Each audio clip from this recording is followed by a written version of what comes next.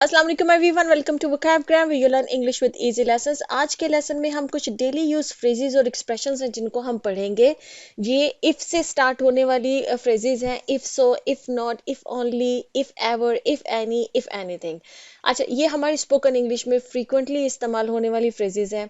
आपने इनको spoken English में सुना भी होगा, आपको किसी को बोलते हुए सुना होगा। इनका अक्सर स्टूडेंट्स को मीनिंग नहीं पता होता है, तो आज के लेसन में मैं आपको उनका मीनिंग बताऊंगी और इसको आप अपनी स्पोकन इंग्लिश में कैसे ऐड कर सकते हैं, एग्जाम्पल सेंटेंसेस से वो समझाऊंगी। लेसन बहुत इंपॉर्टेंट होने वाला है, एंड तक देखिएगा। ये आपकी स्पोकन इंग्लिश को पहले से बेहतर बनाएंगे ये फ्रेजेस, ठीक है।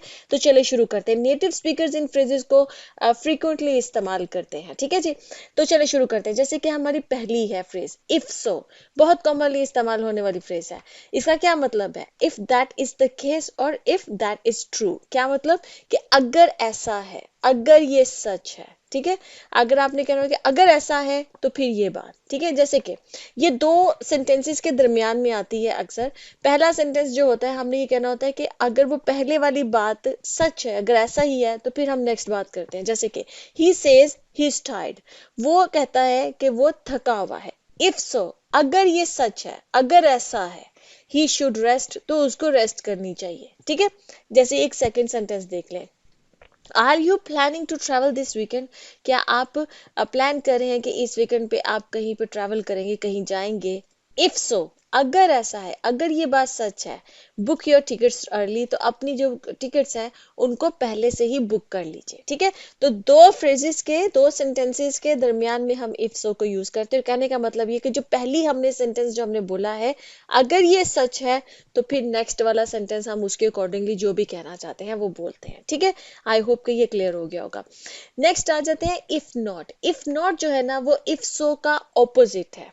इफ सो में हम कहते हैं कि अगर ऐसा है। इफ नॉट का मतलब होता है अगर ऐसा नहीं है, ठीक है। जैसे सेंटेंस देखिए, are you coming to the party? क्या तुम पार्टी में आ रहे हो? इफ नॉट, अगर ऐसा नहीं है, लेट मी नो, तो मुझे पहले से बता दो, ठीक है। अगर इसको हम इफ सो कर देते तो फिर क्या मतलब बनता है? अगर ऐसा है तो फिर मुझे बता दो, ठीक है। इफ नॉट, अगर ऐसा नहीं है तो मुझे बता दो। बस एक दूसरे के ऑपोजिट मीनिंग है इन दोनों का। जैसे कि ही माइट बी बिजी, हो सकता है कि वो मसरूफ हो। इफ नॉट, अगर ऐसा नहीं है, ही कॉल यू बैक, तो तुम्हें वो वापस से कॉल करेगा, ठीक है। तो अगर हम कहते हैं कि इफ सो, अगर ऐसा है, वो बिजी है, तो he will not call you back, तो वो तुमको वापस से कॉल नहीं करेगा, ठीक है। आई होप कि दोनों इफ सो और इफ नॉट जो है, इन दोनों का मीनिंग क्लियर हो गया होगा। हाँ जी, अब तीसरे पे आ जाते हैं इफ एनी। इफ एनी हम कब यूज करते हैं? जब हमने कहना होता है कि इफ देयर इज और आर एनी, मतलब अगर कुछ ऐसा है भी, तो सेंटेंस में समझाते हैं। जैसे कि देयर वर फ्यू, वहां कुछ, देयर वर फ्यू से मुराद, अब उसकी ट्रांसलेशन मतलब कि थोड़ा बहुत ही था, ऐसे जो बात हम करने वाले हैं। इफ एनी, अगर थी भी तो, अगर कुछ ऐसा थी भी तो। Complaints about the service. देखिए, कहने का सेंस का मतलब ये है कि जो आप जुमले में बोल रहे होते हैं ना, आप कह रहे होते हैं कि अगर वो सच है ना, तो उसकी जो क्वांटिटी या अमाउंट है ना, वो बहुत कम है। जैसे यहाँ पर इस सेंटेंस में कंप्लेंट्स की, शिकायत की बात हो रही है, तो कहने का मतलब ये कि there were few complaints about the service. जुमला ये बनता है कि भाई जो सर्विस थी ना, उसके बारे में जो शिकायत थी ना, वो बहुत थोड़ी थी। इफ एनी कहने का मतलब ये है कि अगर कोई थी भी ना, तो वो बहुत ही थोड़ी थी। ये सेंस बन जाती इफ एनी को बीच में ऐड करने से, ठीक है। इसको आप एंड, जुमले के एंड में भी बोल सकते हैं इफ एनी को। जैसे कि the chances of success are slim, मतलब कामयाबी के जो इम्कानात हैं वो बहुत थोड़े हैं। इफ एनी, अगर कोई है भी तो, ठीक है। मतलब जो भी सेंटेंस में आप बात कर रहे हैं ना, आप ये कहना चाह रहे हैं कि वो वाली बात अगर सच है भी ना, तो वो बहुत कम है, अगर है भी तो, ठीक है। इफ एनी, ठीक है। अच्छा, जैसे ये एक और सेंटेंस है इफ ओनली। इफ ओनली जो है बहुत इजी, ये विश के लिए इस्तेमाल करते हैं हम। जब हमने कहना होता है कि काश, काश के मीनिंग में हम इफ ओनली को इस्तेमाल करते हैं, ठीक है।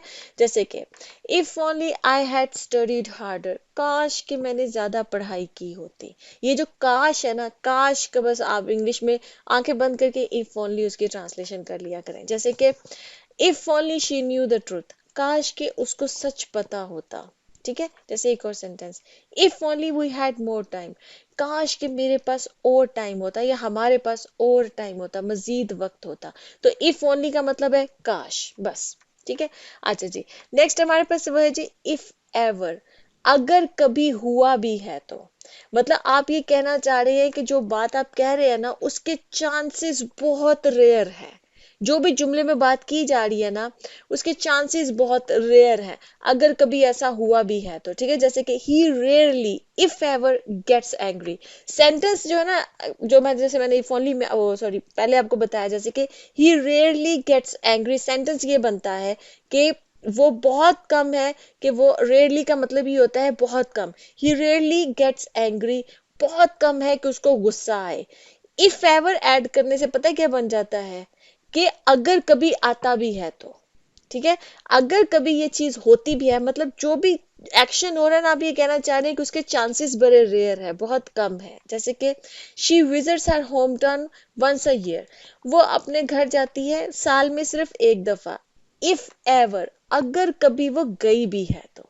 ठीक है, मतलब जो बात कही जा रही है ना, आपके कहने का मतलब ये है कि उसके चांसेस बहुत कम है। ठीक है, इसी तरह से नेक्स्ट आ जाते हैं, वो है इफ एनीथिंग, अगर कुछ है भी तो। ठीक है, वहां पर जो है ना आप कहते हैं कि इफ एनीथिंग, जैसे कि ही वॉजंट रूड, वो बदतमीज नहीं था। इफ एनीथिंग, अगर कुछ था भी ना, ही वॉज टू पोलाइट, तो वो बहुत ही नरम था। मतलब वो रूड बिल्कुल भी नहीं था, और अगर कुछ था ना तो वो ये था कि वो बहुत ही नरम था। जैसे कि द वेदर हैजंट इम्प्रूव्ड, जो मौसम है वो इम्प्रूव नहीं हुआ है, उसमें कोई बेहतरी नहीं आई। इफ एनीथिंग, अगर कुछ हुआ भी है ना, इट्स गोटन वर्स, तो पहले से भी ज्यादा खराब हो गया है मौसम। ठीक है, तो इफ एनीथिंग का मतलब ये कि अगर कुछ है भी, अगर कुछ हुआ भी, इस सेंस में हम इफ एनीथिंग को इस्तेमाल करते हैं। अब आ जाते हैं हम if need B. If need be हम तब इस्तेमाल करते हैं कि अगर जरूरत पड़े। इस सेंस में जो ना हम इफ नीड बी को इस्तेमाल करते हैं कि इफ इट इज नेसेसरी, अगर ये जरूरी है तो, अगर इस चीज की जरूरत पड़े तो। ठीक है, अगर सिचुएशन ये रिक्वायर करे तो। जैसे कि you can stay at my place if need B, तुम मेरे घर रुक सकते हो अगर जरूरत पड़े भी। अब यहाँ पर कुछ स्टूडेंट कहेंगे होम, घर का तो होम होती है इंग्लिश, नहीं। एट माई प्लेस का मतलब माई प्लेस, योर प्लेस जो है ना, ये नेटिव स्पीकर्स इस्तेमाल करते हैं। उनका तरीका होता है जिस जगह पर आप रह रहे हैं, वो आपका घर भी हो सकता है, फ्लैट भी हो सकता है, किसी जगह पर आप टेम्परेरी रह रहे हैं। ठीक है, तो कोई भी जगह जहां पर आपकी रिहाइश होती है ना, उसको आपकी प्लेस बोल देते हैं वो। ठीक है, होम का कम ही इस्तेमाल करते हैं। ठीक है, करते हैं, मैं ये नहीं कहती नहीं करते हैं। ठीक है, मतलब कहने का सेंस ये कि एट माई प्लेस, प्लेस से आप लोग कंफ्यूज ना हो। प्लेस का मतलब होता है जिस जगह पे आप रह रहे हैं। ठीक है, will take legal action if need be, हम कानूनी कार्रवाई करेंगे। इफ नीड भी का मतलब कि अगर जरूरत पड़ी तो।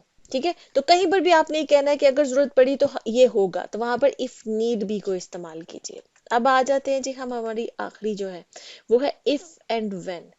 जब कभी की सेंस में जो है वो इस्तेमाल करते हैं कि फ्यूचर इवेंट दैट मे और मे नॉट हैपन, ऐसा फ्यूचर का इवेंट जो हो सकता है हो सकता है ना हो। जैसे हम उर्दू में कहते हैं जब कभी, जब कभी ऐसा हो। अब वो जब कभी पता नहीं कब आए, शायद आए ही ना। ठीक है, इस सेंस में इफ एंड व्हेन को इस्तेमाल करते हैं। जैसे कि if and when you are free, जब कभी भी तुम फारिग हो, we can go for coffee, तो हम कॉफी पीने जा सकते हैं। ठीक है, इसी तरह से if and when you make your decision let me know, जब कभी भी तुम अपना फैसला कर लो तो मुझे बता देना। इफ एंड व्हेन का मतलब ये हो गया कि जब कभी। अब वो जब कभी फ्यूचर में हो सकता है आ जाए, हो सकता है ना आए। ठीक है, आपने दूसरे के ऊपर छोड़ दिया कि जब कभी तुम फ्री हो, पता नहीं तुम फ्री हो, पता नहीं ना हो, या जब कभी तुम अपना फैसला करो, हो सकता है वो ना करे फैसला, हो सकता है वो कर ले।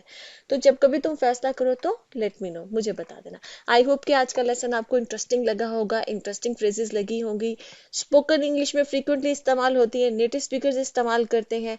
आई होप कि आपको ये इन फ्रेजेस का मीनिंग समझ में आ गया होगा। अच्छा, मुझे जरूर बताइए कि इनमें से कितनी फ्रेजेस थी जो आपके लिए न्यू थी आज के लेसन में। ठीक है, मुझे अंदाजा होगा कि कितना मैं आपको नया सिखा सकी हूँ आज के लेसन में। आपकी फीडबैक मेरे लिए इंपॉर्टेंट है, जरूर दीजिएगा। और इस तरह के कोई और फ्रेजेस है जो आप चाहते हैं मैं आपको एक्सप्लेन करूँ, तो आप कमेंट सेक्शन में पूछ सकते हैं। ठीक है जी, ओके जी, अल्लाह हाफिज़ and I see you next lesson. अल्लाह हाफिज़।